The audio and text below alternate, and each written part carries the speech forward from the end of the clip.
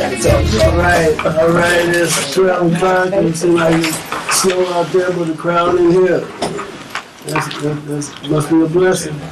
But I've got to explain something before we get started. It's going to be kind of interesting day, actually.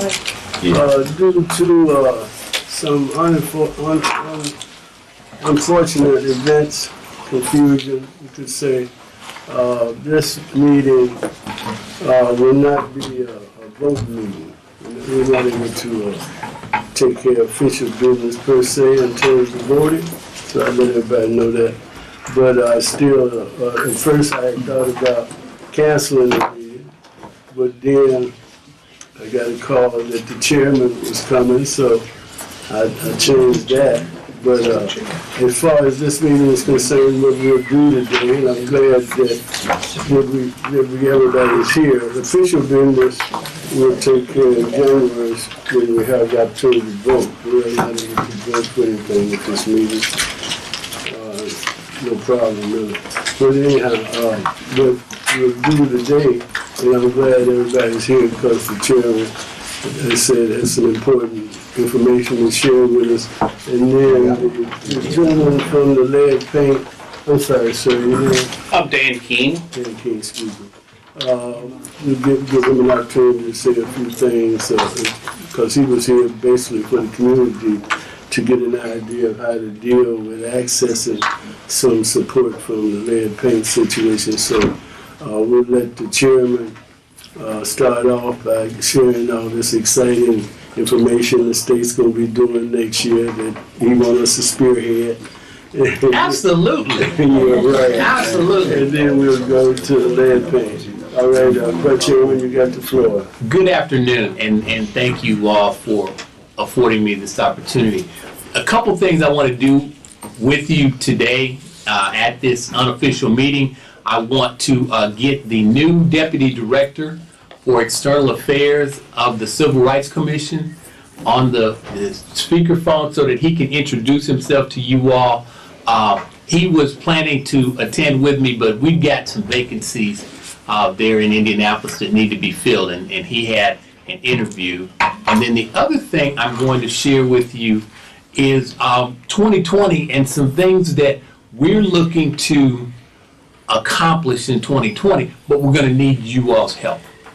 So I am calling Mr. Virgil Giles, who is the new Deputy Director for External Affairs for the Civil Rights Commission. Hopefully he's going to pick up. I told him 15 minutes ago. He'll give us a little information about what that's about, or what that. Yeah, the new External Affairs Deputy Director is your contact for any and everything related education, training.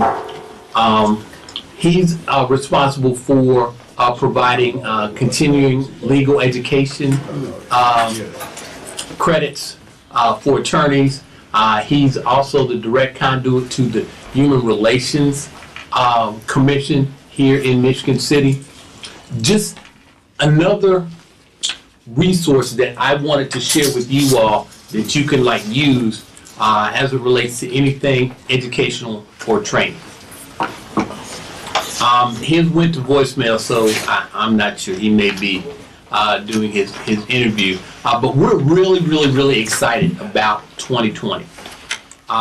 One of the big things that we're excited about is 2020 will mark the 10th anniversary for the Indiana Black Barbershop Health Initiative. So, you folks have been involved and engaged in that health initiative coming up on a decade. And so we're going to have a big rollout for this 10th anniversary. We've partnered with a gentleman by the name of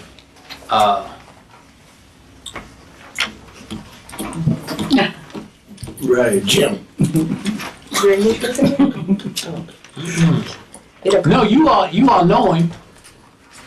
Oh, yeah, now it came to me. Let me rewind real quick. We have partnered with a gentleman that you all may know, and we're really excited. Jeff Teague of the NBA, who plays for the Minnesota Timberwolves, is going to be our partner for the 10th anniversary. He has a foundation called the Teague Family Foundation in Indianapolis, and they have agreed to be our partner for the kickoff event.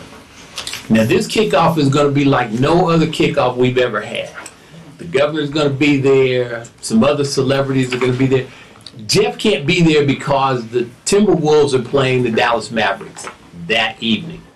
And so NBA league rules require, the visiting team to be in the city which they're playing in at noon on the day before. So, the day of the game. So he won't be able to be with us. But we're having it at his D1, the factory facility.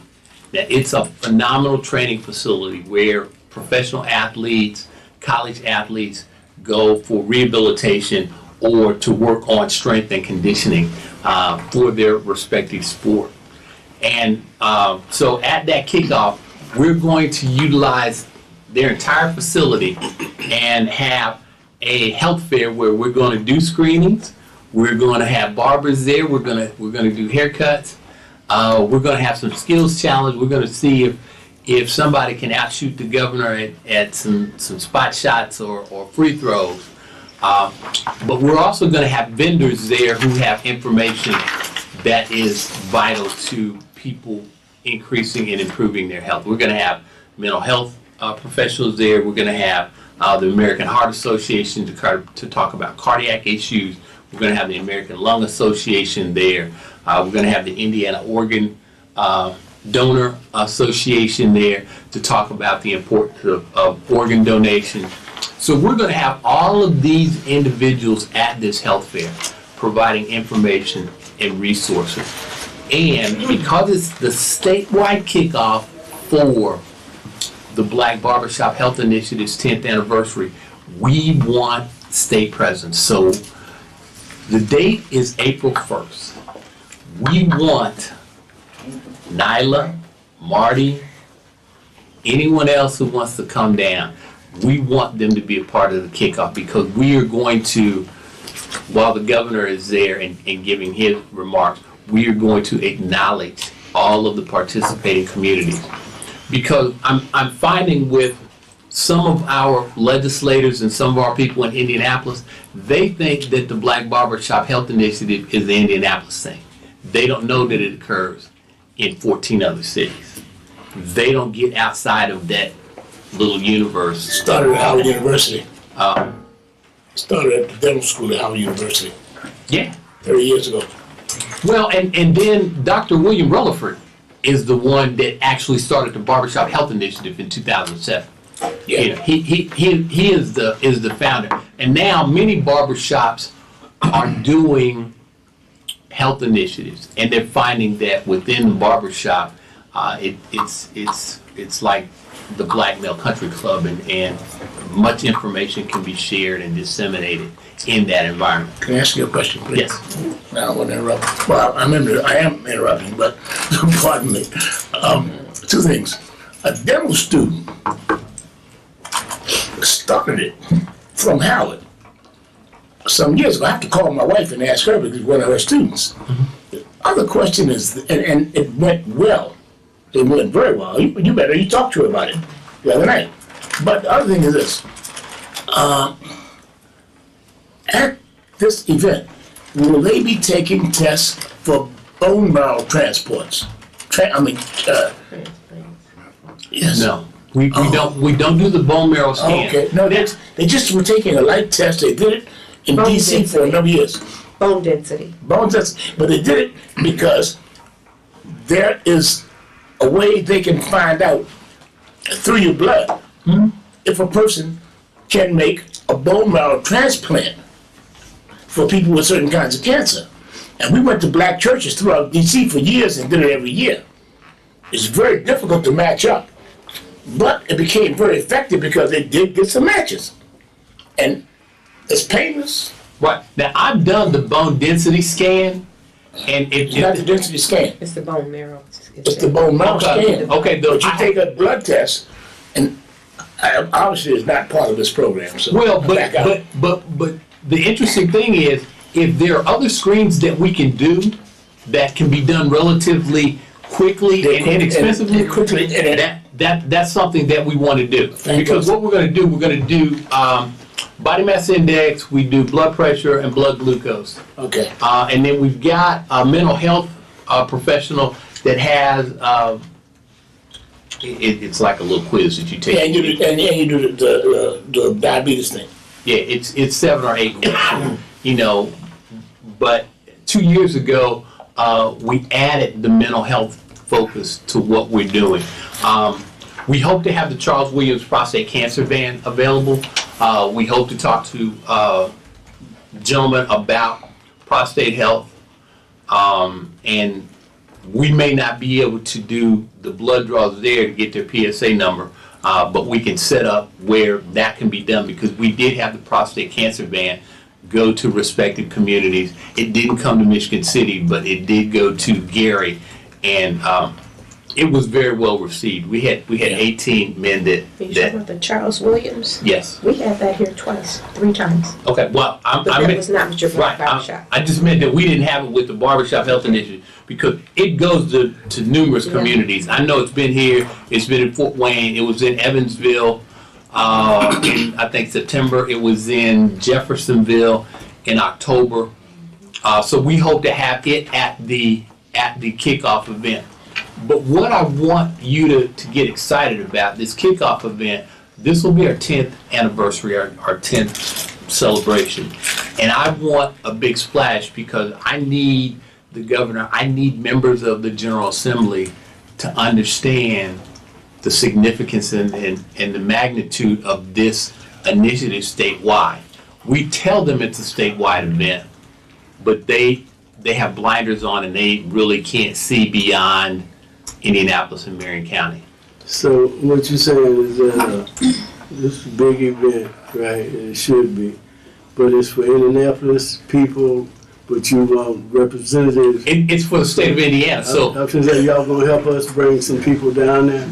What I mean by that, if we, since it's gonna be this thing that you're talking about, and I know that some of the commissioners, they go all the time, and they'll go, but what if we had a busload of residents, men that take advantage here, then we could get assistance to bring them down there? yeah, we will do everything we can to help assist with that. Because again, it needs to be a statewide event. So we're having representation from all 15 participating cities. You know, so Evansville is coming. You know, the communities in Lake County are coming. We want Michigan City to come. Fort Wayne's coming. South Bend and Elkhart. I'm even trying to get, Elkhart just elected a new black mayor in this fall's election. And I'm trying to get him to come down, because he said he knew about the Black Barbershop Health Initiative, but he's not as knowledgeable as I would like for him to be. So, They knew about it, they didn't know about it. yeah. I brought that up because I'm kind of sensitive to some things happened in the past, and I'm excited because Marty and them always carrying boys down there. We transport young people down there on a regular basis, because I remember a few years ago when the state was tightening up on things, and Vernon had the statewide visits. I think at that time they were saying there wasn't no blacks in Michigan City. You know, we had to beg to get Vernon here. So I'd like for the blacks to go down there so we can participate. You know? Absolutely. And going back to that, I shared with him the demographic information that's in our report. And so, and you all have heard me talk about it before. I love Vernon. He's a good brother. Yeah. You know, you all live in the second largest by area county in the state. You know, you're a big minority there. Right. It's hard to believe. But you're a significant minority here in Michigan City and LaPorte County. And so again, I say all that to say this: it's important to convey to people that this is a statewide initiative, that we have black males in Michigan City, that we have participating. We have, Nyla, Marty, help me out. 4 shops or 5? 5. now. Okay. 5 now. Okay, We we have good got- participation. We got 5 shops. Even the largest city only has 10 shops. So you all are very well represented. And I want that representation to be seen, because this is not going to be a quick ceremony thing where we just have a couple, 2, 3 people talking and then there's nothing else to do. This is going to be an actual health fair from 10 a.m. to 4 p.m. And we're bringing youth from some of the schools. Crispus Attucks in the IPS system is a medical magnet school. So it is a medical magnet for students interested in public health, healthcare, and the field of medicine. So we're going to invite them to come out and engage with the patrons and see some of the vendors. And the other thing that I think is important and significant for those youth, everyone doesn't have to be a doctor. In the healthcare field, there are a plethora of career options. Will it be doing dental screen? We've reached out to the IU School of Dentistry to see if they can come and do dental screens, because they do those at the Indiana Black Expo, Minority Health Fair. I'm still new here. I'm in a year and a half. Okay. But that was always like the centerpiece of us reaching out back in DC, because it was easy. The dental screening part was easy. Mm-hmm. From there you go to diabetes, you go to the heart, you go to the weight density, go to the, everything else from there, because people didn't mind opening their mouths. The prostate thing became the most difficult. Yes. But it worked for us. But we had, we would always have just the PSA, taking the blood, and the digital. And a lot Well, of... see, and we don't even do the digital rectal exam. We do the PSA because we had to debunk the myth for so many men. The reason why they didn't want to get a prostate screen or know what their digital, They a lot of technicians lost their watches and what have you doing the digital. And when we got by that, So I have been working, and I try to lead by example. So when the prostate van pulls up, I show the men how simple it is, and I go in and I have them draw a vial of blood. Give me my PSA number. But that's a tremendously serious issue, because that's one of the main killers in black men. It is. Yeah, we lose far too many black males from prostate cancer. I had an uncle on my mother's side who died of prostate cancer, and I know that my uncle never went to go see the doctor. And he was just one of those men.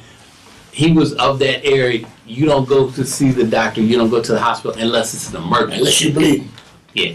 In essence, unless it's an emergency. you got a fever. Right. And so he didn't. And so what happened? Prostate cancer ravaged his body, and it took him. Okay, I'm sorry to interrupt. Anything else? I know you got some other things to talk about it, but let's get together on the event, because I'm serious about we got people work with the barbershop, so we got to April, and we might be able to recruit a busload. And April 1st, I can tell you, is a Wednesday. And so if that is something that you're interested in, I will work to put that in the budget to see what we can do to help with the transportation costs. You think that's realistic, Mari? You and April 1st, what, get a bus? to get some men I'm going volunteer to. Yeah, between Between the if we barbers. solicit the barbers, and then they can solicit people from out the barber shop Well, too. we serious about it. Okay. I'm going out drive. And that I can tell you that's a Wednesday. It's April 1st. It's April Fool's Day. It's the first Wednesday of that week. The commissioner said they can do it, I believe it, so put that down as something that we look forward to taking part in that celebration. Great. That's super. The other thing I have to share with you, this afternoon is February 25th will be the Young Black Males Matter Day. You all have always brought youth down to that event. There is no registration fee for the Young Black Males Matter. We just simply need to know adult chaperones. We need to know the names of the youth, and so that we can ensure that we've got enough food for everyone and the correct number of T-shirts. What day is the 25th? It's a Tuesday. It's the last Tuesday in the month of February, and as an aside, it's the day before my birthday, so y'all can bring you. Yeah, bring you a gift. Yeah. You do sandwich.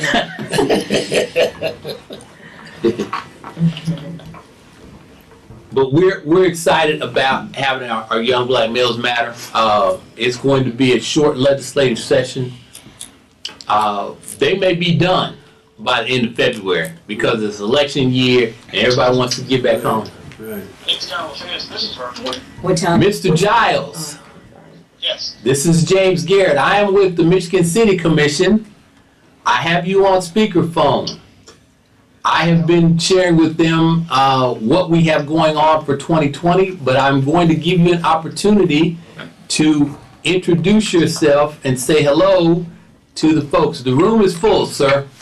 Oh, okay. Well, thank you. I've had a couple of issues or some fires. I'll fill you in when you get here. Some fires had to put out this morning. So if you was trying to reach me, my apologies. Good afternoon, everyone. As James said, my name is Virgil Giles, and I'm the new Deputy Director for External Affairs. And I actually started in October, and I have 25 years of experience. And so I'm new to the state of Indiana, but I'm here to serve everyone who lives and resides in Indiana and those who visit. So I'm here to serve everyone, and I'm here to educate and provide outreach. So if there's anything that you need, you can reach me direct, or you can reach me through James. So please don't hesitate, and I'm willing to support all that you may have. So don't be a stranger, because I'm here to serve you guys. How can we get in touch with you? Great. I can read off my email to you, or better yet, I can give you my phone number. You can call me directly at 317-232-2651, and I'll repeat that. It's 317-232-2651. And if you want to email me, I can be emailed at vgiles, VGILES 1 at icrc.gov, and I'll repeat that. That's vgiles, VGILES, the number 1 at icrc.in.gov. Could you give us a quick overview of things you can help us with? Well, right now we have our MLK celebration that's coming up in January, and then we have our Disability Month in February. Then we have our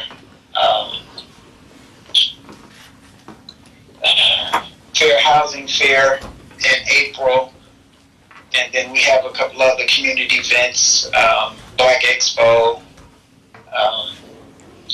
and I'm trying to remember some. James, if there's something I'm forgetting, please jump in and help me out.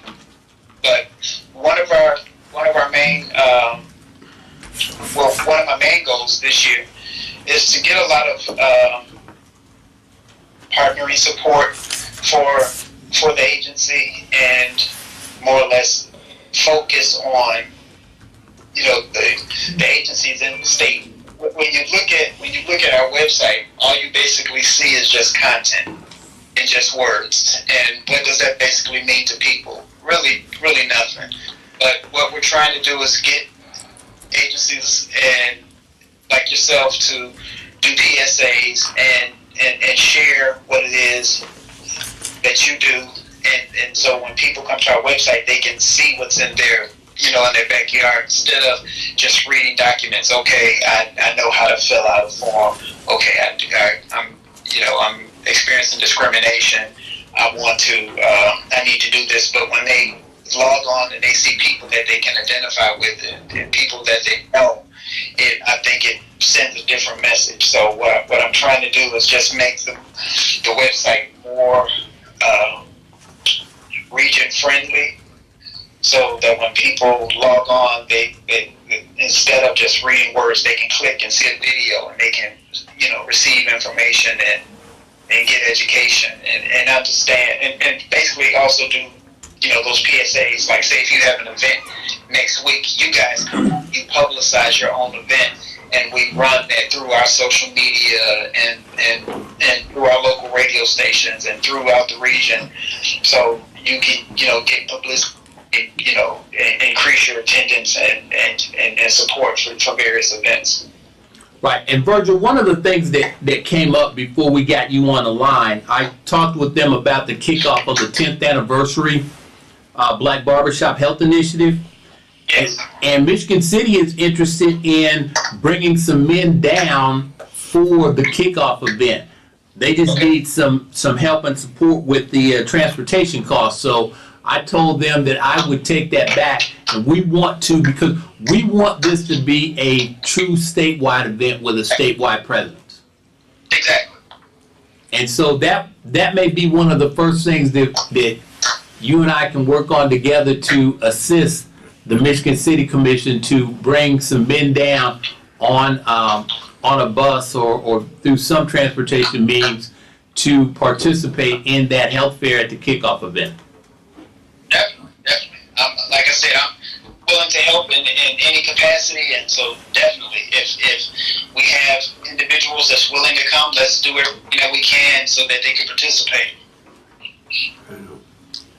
That's what we'll do, sir. Does anybody have any questions of the young man? Any comments or questions? Well, Virgil, I appreciate you being on the line. We're going to allow them to get back to their business. Any final remarks you have before I end the call? No, just that, I appreciate everyone, coming together and allowing me to introduce myself this afternoon. And like I said before, I want to do everything I can to work with the group, and so that we can, grow a partnership, and that we can, assist them in anything that, that they may need, as it relates to their events and outreach within the community. So I'm all on board. Let's just do it. Let's stop talking and let's do it. All right. I appreciate it, sir. All right. All right. Thank you. No problem. Bye. Sounds good. Sounds good, man. Very jowls. Good way to start the year. She said. Yeah. Well, and he does. He has 25 years of experience, and he really wants to do things Where's he different. from? Chicago, Illinois. Okay. Yep. Right on the other side of the border here. So, but one of the things that we have, he came in October, and one of the things that we got purchased last month is, he talked about PSAs. We need to start telling people stories. And I mean, at the barbershops here, at your Black History Month, at your Dr. King event, it's now mobile, so we can come with the green screen and we can do the PSA. And what we can do, we can help you all generate additional marketing and promotion of your event, because we can do it through the statewide Indiana.gov and through other local radio stations. The other thing that we're going to do in 2020 is better use government access. And we can do the PSAs, and we can do, I'll call them, for lack of a better term, personal testimonials, and share those. Because like Virgil said, anybody can go to a website and just look at content and download a form, and I mean, and it may prompt you how to go through the form, but other than that, you have to print the form off and fill it out. We want to tell people stories. We want to, as it relates to fair housing, as it relates to discrimination, as it relates to the Black Barbershop Health Initiative, as it relates to in February when we have the young black males in Indianapolis, we're going to hopefully gather some footage of young men talking about what that day and what the event means to them. I can preach all day about, you know, what we're doing it for, the significance of it, you know, and put that in a press release, you know, but I need young black males, because I'm an old guy, they're not paying any attention to what I have to say.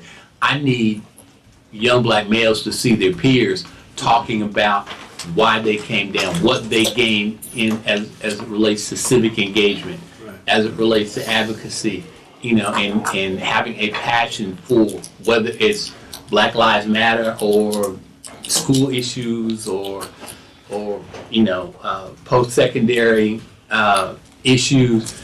They need to hear it from someone, because I've gone and I've done my share. So, but that's what I wanted to share with you.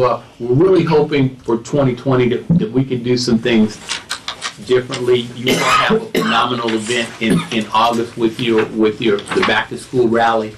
You know, we really want to pump that up. And what I want to do, I want to share the successes of the Michigan City Commission with the other commissions across the state. I talk about it, I tell them about it, I go and I visit, you all know, I visit all of the commissions across the state of Indiana. I talk about how good you all are, you know, I sing your praises, you know, but that can be James just singing the praises of Michigan City and you know, telling Evansville or telling Fort Wayne or telling Bloomington, you know, what they think they want to hear. Well, no, I want you all to tell the story. I want you all to talk about what you do and how you do it and how well you do it. And it may be a spark or be the genesis for some other local commission doing something. Well, I appreciate you looking at us like that. That's very encouraging. And if we can share anything that we do with anybody else, make it happen. Well, you yourself know you've already helped, you know, the Gary Commission. You all have partnered on many things. You know, and that's we will continue to right, work and that's a blessing. And that's what we want the other commissions to see that they can do, that they can partner. I don't know that there are any other commissions that have the close proximity between you and Gary, because we've got South Bend, we've got Fort Wayne, and that's quite a distance. It's like over 2 hours. Is South Bend functioning now? Is they active? They're not totally functioning because they elected a new mayor, and so I will be going to meet with the new mayor to talk about the commission and how it can benefit the city of South Bend. We would like to interact with them just as we interact with Gary, because it's the same. Right, yeah, it's about, situation. what, about a half hour, 35 minutes? I think they 30-something, they 20-something. It depends on how fast you drive. Yeah, I mean, like I said, and that's why I asked, if they're functioning, then anything we could do to help them out to develop this whole area. Well, I do know, to the young black men. yeah, I do know back last spring, and it was probably either in March or May, they were supposed to have sent a representative up from South Bend to like come and attend one of you all's meetings, and so I don't know I don't recall it. whether that happened or not. So, but I informed them of you all meeting time and date, and so they were going to do that because I sing you all's praises and talk about, you know, how well this commission is run and functioning. So. Anytime if you'd like to set up something with us and them in South Bend, I mean, you know, whatever you think, it would be ready.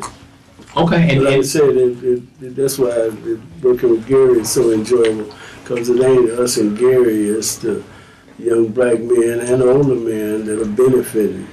Because Gary puts on a lot of good programs now. Yeah, their expungement events are like spot on. They got real help from the legal system, and then we got our niches that we do. But the bottom line is there's black men benefiting. If we can carry that to South Bend, it'll be a good thing for the region. Yes. For Indianapolis. Yes. You know, so, hey, that'd be beautiful.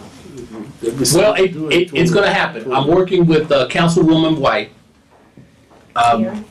Karen, yeah. And she, But we got two council people sitting here Right now at the table. that love to talk to. yeah, and she got, she was fortunate, she got reelected this past fall in November. And so I'll be setting up a time to meet with her and the new mayor to talk about the importance of the local commission, and also to listen to them on issues that they feel are resonating within South Bend, particularly impacting black males.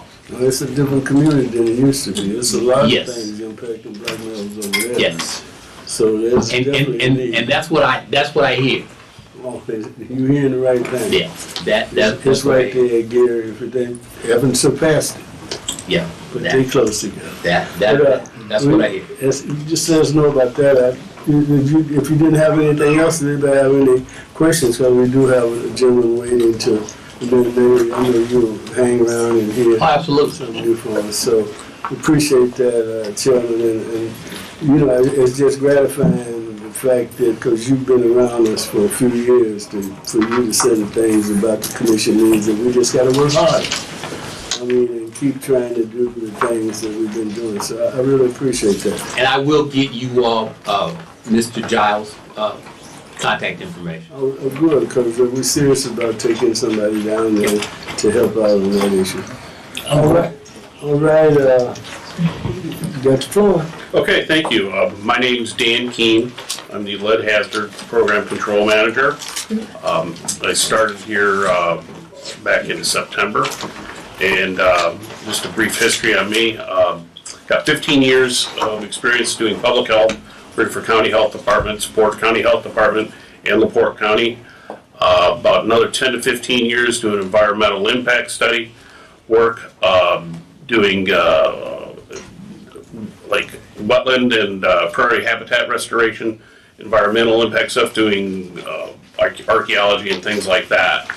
I am from the area. Was born here in Michigan City, where the old Memorial Hospital was. Went K through 12 in LaPorte High School. Currently living in my parents' house. Bought it from my sister when they passed away. So enough on me. This program is geared toward, I don't know how familiar any of you are with the... Okay. This is a grant that we got in 2019 for lead paint remediation. What it's geared towards is children 6 and under in homes that are built in 1978 or older, because that's when lead paint was banned, and low income to very low income, and people with inside Michigan City. So how this works is people will come to apply to us and get a pre-application, and we verify income and their that who's in the house, children, that sort of thing, and then we have our testing people go out and test and look to see. How do they apply to you? They can go online and apply at www.emichigancity.com planning and redevelopment webpage, or they can come into the office here and pick up a pre-application at the city hall at planning and inspection. Yes. Do you walk them through the application? Is somebody available to walk them through the application? I found in the past a lot of times people kind of drop the ball because they don't have assistance in being walked through the application. If they want to come in and have questions with me, sit down and talk to me, yes, I can talk them through an application. But they're going to have to do the legwork of getting their information together. I mean, I can certainly talk to them about that. That's what y'all do, assist in the same. We assist when we pass them out at the workshops that we do. We will assist in doing the application because there may be language on there they don't understand. Right. So we're there to answer questions. We don't physically do the application for them, but we assist them with the language, and if it says you need a W-9 or a W-2 or whatever, we always walk through that. So that's two Wonderful. vehicles to This is assist. Susan and Tommy, they're community health workers. Yeah, I was gonna get at that. We're partnered with Tiny over there with the Minority Health Partners of LaPorte County. We're also partnered with HealthLink. That's where they can go and get the testing for their children. LaPorte County Health Department also does free testing for lead. We're not partnered with them. I'm working on that, trying to get a better relationship with them. Right now, I'm kind of in the phase of just trying to get the word out there, let people know that we have this grant money. I'm doing a thing with the HealthLink tomorrow where they're doing a Christmas thing for kids and stuff. So that's what I'm trying to do is get the kids, the children know. That's why we wanted you here. So go right ahead. I didn't mean to. No, that's cool. Go ahead and. Yeah, so I'm working with the Michigan City school system on sending out emails to the parents and that sort of thing. Our budget, we have potentially $10,000 in grant money for lead paint remediation in homes per house. We also have a Healthy Homes part of the grant too, to where that's not lead paint, but that's for looking for asthma triggers, is the furnace working correctly, healthy things like that, and are the steps dangerous and things like that. The Healthy Homes is very broad on it. It's not a home repair kind of thing, but it's for we will go in and do a review or an analysis and put together a report of what's, what needs to be fixed, and then, we can kind of, try to fix it. Say, well, you have asthma triggers here, mold because, you have a leaky roof or pipe, and we might not be able to put a whole roof on, but might be able to get a repair done on it. That kind of thing. Is there a cap per home? Yeah, that's what I was trying. The lead is $10,000 and the Healthy Homes is $4,500 on it. There is a possibility that you could probably get some more through the community block grant. That would be more through Sherry than me, but we could possibly do that too.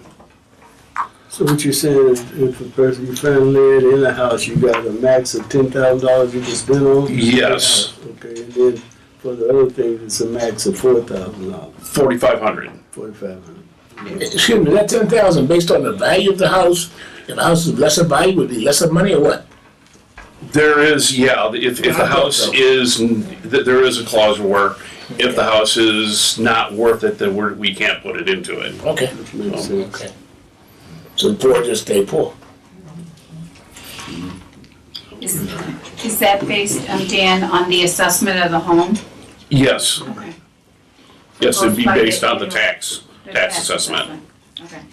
But if there's a landlord involved, This is open to both private individuals and landlords, and rentals. okay, We would need being repairs, we have to have the landlord's, the owner's permission to do any repairs. We can do non-invasive testing, meaning we can look. We can't peel paint and do that kind of thing because that's actually starting to touch stuff and then there's liability involved. But we can do a non-invasive, assessment.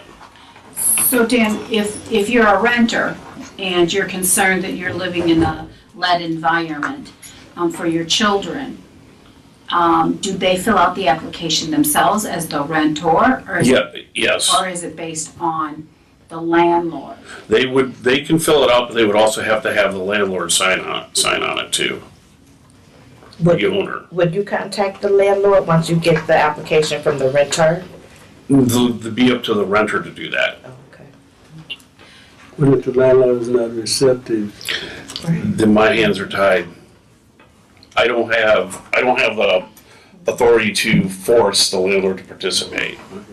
Excuse me, when you said non-invasive, now, I can understand somebody having to give permission for a colonoscopy. I can't understand somebody having to give permission to peel a piece of paint off and check it for lead.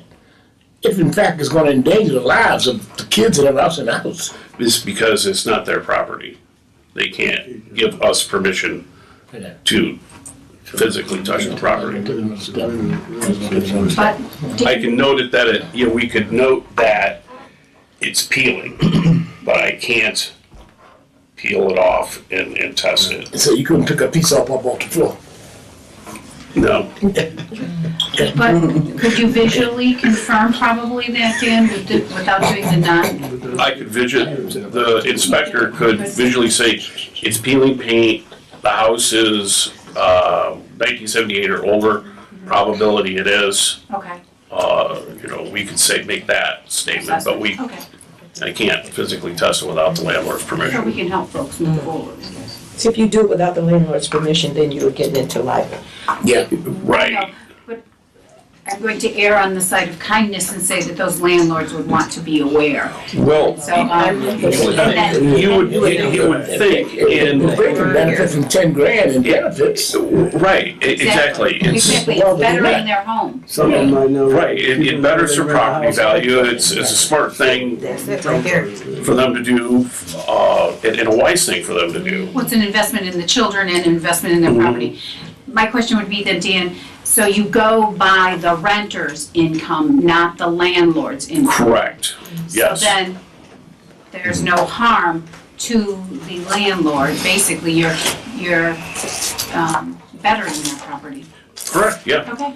Is there a grant out there for the landlords or a low interest loan from the banks for the landlords if they participate in the program? But they, I don't know. I can look into that. If it was more than that, 10,000? well, no, this, I don't know where I got this information, that there is Like a low interest home a improvement loan? loan, yes, for the landlord. I do not know. That would assist I'll them in look into that improving for their you, Tony. properties. We had something years ago, I'm talking 40 years ago, called a 312, came with the HUD. And monies came through for those type of improvements then.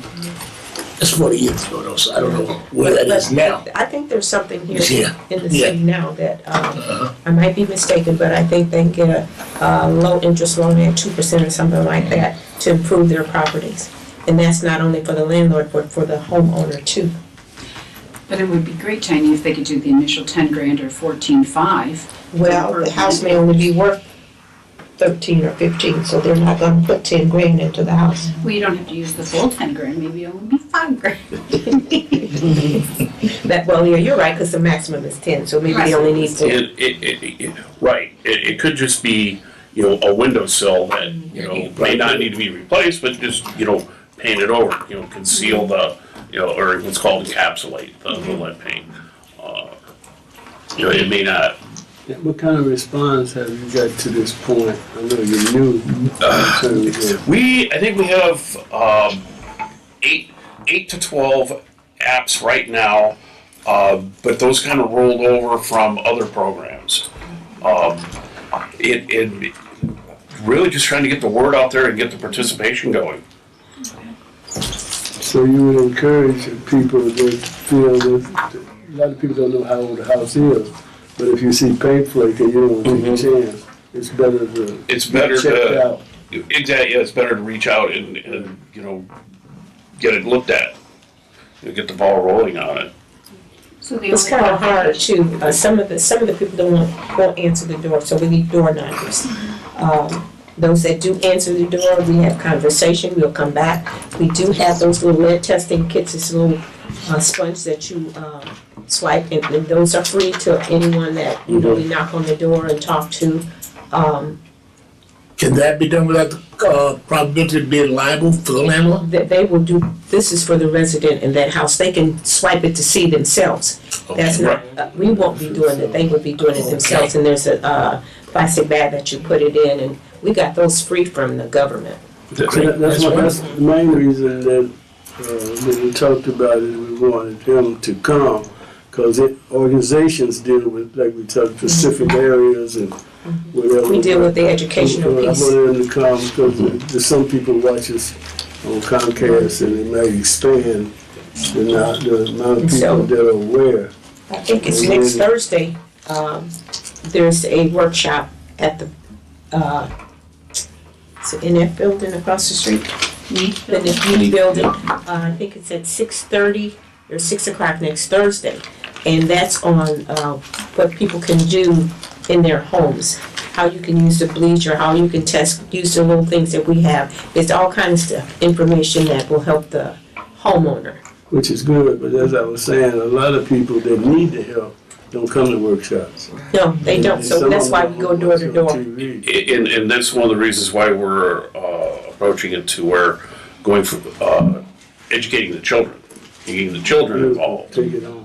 And trying to also working with the Health Link, going to be doing classes with pregnant mothers, get them involved and educated before they even have the kids. So then, like, you know, they're trying to get them involved as early as possible, and we're working with Head Start and Imagination Station. We're doing a tremendous job. You went with the churches? Churches. We were Thank Tommy was. We got a representative of the Minnesota Alliance. We got two right here. We got the guy who's. So are you doing anything as far as reaching out to any of the landlords to educate and to inform them of all of this? We can speak to the residents and the renters all day long, but when they submit that application or approach the landlord, then they're looking at a possibility of eviction. I know this was a conversation that was brought before the commission, and the response wasn't good. So is there a way to go around that, to get them to cooperate, to get some more clarity that will benefit them if they do cooperate, if this application is presented to them? Yeah, I don't have a mechanism to force a landlord to participate. It's not about It's sort of educating City council did Like pass. this. It's not we have a mechanism that the city council did pass. It might be And on that's one thing. on the rest. And that talks That's free to go. One at a time. It's not about forcing Please, Yeah. one at a time. and taking out that type of language when, you know, we're dealing with the public, but it's not about forcing, it's about, you know, it's an enhancement. How can you get them to Incentive. buy into, an incentive, get some funds. Partnering. Don't they Okay, have a go to the city couple, council. Okay, city councilmen's and women's. realtors? Let's pass something maybe, maybe if get all the landlords involved in it, it's an incentive for you to buy into it. I would And that be way glad to you speak go around to it. You know, Don't they have, I was just finna say, Yeah. you finish. Yeah. Don't they have a couple landlord associations or? You know, some landlords know who they are, because they're gonna participate. Me, so, you know. But I'm just saying, maybe you could approach the landlord associations I would be glad to. in terms of them Main one. distributing information to their members or whatever, just, and you talking about educating. So you use the vehicles that are there for you, right? You're not a sheriff in terms of lead paid sheriff, so. In one percent, Because like we had tried to do that. We had tried to put a ordinance in, but it didn't pass. No, it's not And gonna pass. because if a renter singly go about their own determination to do that, some landlords will take retaliation of it as if you've been trying to, you know, prohibit what they got going on, and then you'll be evicted and without anywhere to stay. So probably some kind of incentive for the landlords by collaborating with that, you know, like maybe some kind of, I don't know what kind of incentive, but give them an initiative to want to participate and have their properties getting tested and stuff without the renters being jeopardized, you know, like Being victimized. Right, victimized, right, because, you know, if I go to my landlord and and tell them, hey man, I got these people finna come look at your place. You You know, first Right. thing, yeah, he like, what you got going on here, you know, and he puts you out. Especially if you're 2 weeks late. Hey, Even if you current. if I might, because we could talk about internal problems, institutional problems with it all day for the rest of the day. Right. Basically, this is not to bring out them, Right. it's to let the gentleman explain what the program's all about. Because we can be confusing people with all this negative conversation that we carrying on, and this is supposed to be an educational Right. forum, so I would ask you, right, there's a lot of institutional things that are problems, but this ain't the forum. Yes, sir. Dan, the question I had, you talked about how you're outreaching, you know, through Head Start and the schools and all of that, and I think that's great. Is the city partnering with you at all to like help get the word out to like landlords and maybe other property owners? Not that I know of, not so much on the landlords, no. Okay. Now, this is run through the sanitary district? The sanitary district applied for the, they're the ones who applied for the grant, but it's being administrated through planning and development. Okay, through planning. I'm I'm at the other end of the building. So you would think that is the city. So. Yes, it is the city. So then you talked to anybody in planning or whatever in terms of helping with distribution of information and those types of things? Yes, Sue Downs, the building commissioner, is working with me on that, so, and her inspectors too. So you got the city involved? Right, her and her inspectors, we did it was parent-teacher conferences, and we canvassed all the schools in Michigan City and focused on the kindergartens, and I personally talked, at Cool Spring, talked to every parent that went in to the kindergarten. Okay, we've had all these discussions. Do you have anything else down there that you want to share? Make sure you get your key points out in terms of information. You could probably say how people could access, get next to you. I'll give you my phone number and email address. My contact phone number is, the city number, 219-873-1419, extension 2101.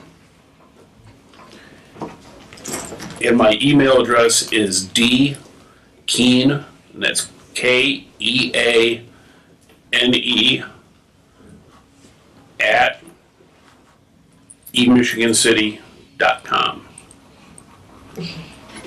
Appreciate that. And that's D Keane, KEANE, at emichigancity.com. Anything else? No, that's everything. I've covered pretty much everything I wanted to. Does anybody else have any questions for me? I have a comment. Sure. When we visit those homes, if there's other issues that we find, we have been very successful in making referrals to that department. And so they handle something like the healthy home, some of the things we run into that would affect the children that live in the home. Mm-hmm. So we've been very successful, and I think we're getting a lot of help from that. Okay, well, I definitely appreciate you being here. Between you and the chairman, we got a lot of good information. Dan, just to clarify, so the only guidelines are income-based and children in the home for the lead? It's children under 6 living in the home, have to be children under 6, or a child that frequently visits. Say it's like a grandparent that has a child come over often, that babysits, what have you. Have to be inside Michigan City Michigan City limits. Okay. Low income. Okay. And a house 1978 or older. That's what they live. Or a pregnant female. Well, females will be pregnant. That's what they live. Healthy homes is part of the lead, so you have to go. Have to be. You have to participate in the lead to go with the healthy homes. Dan, I just have one other question. Yes. You indicated based off of low income, is that the low income of the federal guideline? It's based on the federal guidelines. That's per Michigan City. It goes, the federal guidelines, but it's adapted for Michigan City, if that makes any sense. Yeah, it does. Is it below 150 federal poverty guidelines, or is it? Yeah, but it's adjusted for the medium income for Michigan City. We need to clarify that, because it could be. But we can definitely It's on the pre-app. It's on the pre-app. So Possible Michigan City might be lower than the national. I think it is. From what I've looked at, I believe it is. I don't have the number in my head. Okay, Is there a question in back of me? You said what year for the house? 1978. Thank you. all right. Any other questions? Anybody have any questions of the chairman before we get out of here? I know you're gonna eat lunch before you leave. Yeah, because I left Indianapolis and I haven't had anything since last night. That's what I figured. Yeah. Well, you want Marty, get somebody out And of don't worry, you got some people taking you out. Go on, make a motion real quick for some fun. Thank you for having me. For our James, Mr. James Garrett right there. We're not done yet, please. I just want to tell everybody, if you have any information, new information that you want to get out, this is always available to you. We do have access to the public, we try to take advantage of it. And this stuff is real serious, so if anything changes or anything that you feel that we could help get the information out, come on and let us know. Thank you. I'll keep you abreast, and Appreciate if that. you want me to speak again, or I'm approachable. Appreciate that. We just hope that whoever hear this information take advantage of it, especially if you feel like you're in that type of situation. That's what it's all about. And you'd be surprised if people are living in that type of situation, that they're afraid to say for whatever reason, or they don't know how to say. All we can do is get the information to them. Right. And try to encourage them to take advantage of it. So I appreciate you being here. Thanks. You're welcome. Thank you. All right, it's at 1 o'clock. As I stated earlier, we wasn't in a position to take care of our official business, so we'll be into that come January, and we don't want to go into it in terms of whatever. That's not important. Keep your reports or your information that you had for this meeting. We'll take care of it at the next meeting. We'll be able to vote. Type of thing. So appreciate everybody being here today, because with the chairman giving out that information and we getting them to commit to some money, you know that's paramount. So I appreciate that. He might have us on skateboards. There we go. We'll be all right. We're definitely with the lead paint. So I know we got an honorary member here. He always got a lot to say, but I don't want to let him get to talking about things, and y'all can't talk about things. So hold on to your stuff for next. No problem. I told him that going into 2020, we're going to have an honorary member. If we come through the snow, then we got to reciprocate that friendship. So then he can't be an official member because the council sets up our structure. But his organization is jumping up and down, and we want to be helpful and also a part of it. So I saw him driving his bus the other day. Yeah. Okay. Did he have the stop sign out? No. So we just look forward to I want to say everybody have a beautiful holidays. Hope you had a nice Thanksgiving, Christmas coming up. Make sure you have a beautiful Christmas. It's about family. Eat a little bit and be around your family. But look forward to next year. One thing I wanted to say, if we'd had the official meeting, there was one thing that's been bothering me I just wanted to speak on. It's not about any individual. We've had some situations this year where we've had people not show for 3 or 4 meetings. I think the bylaws are 2 or 3. All I want to know is that going into 2020, make a commitment. If you're going to be on the commission, try to be here. There's things come up, family and job and situations. I ain't talking about that. But if you miss 3 or 4 meetings, then you need to think about whether you want to remain on it. And I just would like to help you. We got a beautiful situation, and I appreciate what the chairman says about it. But we want to make sure we stay serious and committed. That's all I'm asking. So in 2020, let's move forward. Yes, ma'am. I just want to make everybody aware there may be an article, if it's not already out, about the social status and the NAACP taking the students to see Harriet.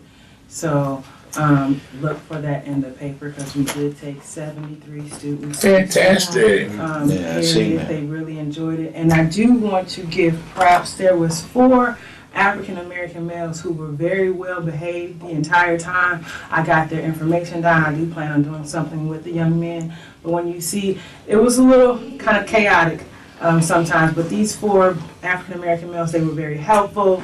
They were very attentive to the movie and just kind of outstanding. So I just want to kind of take the time to say kudos to those 4 African American males. I did report their names back to teachers. I don't know them all, but I do know one is Bryshawn Lockett, and there was a few others with him. So just great job to those African American males and to the commission as well as the NAACP for helping make those students happy. Excellent.